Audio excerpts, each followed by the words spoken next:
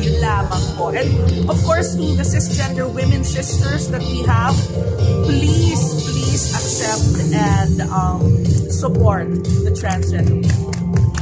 Okay.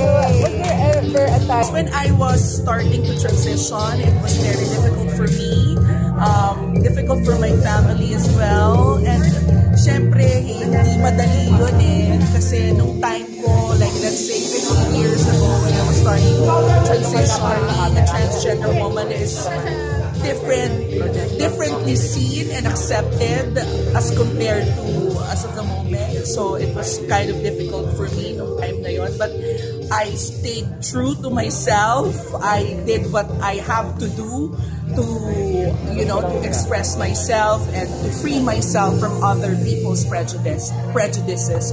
So I'm so happy to become the woman that I am right now. Wala akong pinagsisisihan. Although it wasn't easy, but I'm so happy that I'm able to be who I really want to be.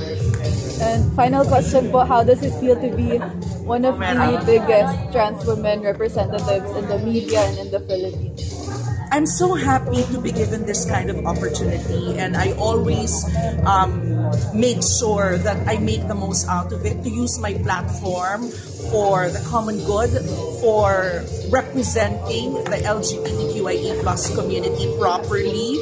Kaya nga minsan napipressure ako kasi, oh my God, Jervy, ano ba to? Bakit may issue ka ng hiwalayan or whatever? But I'm very happy to be in this position because I can use my voice and platform, you know, to somehow elevate and to somehow represent the transgender community and the LGBTQIA+. Thank you so much. Thank you, Paul.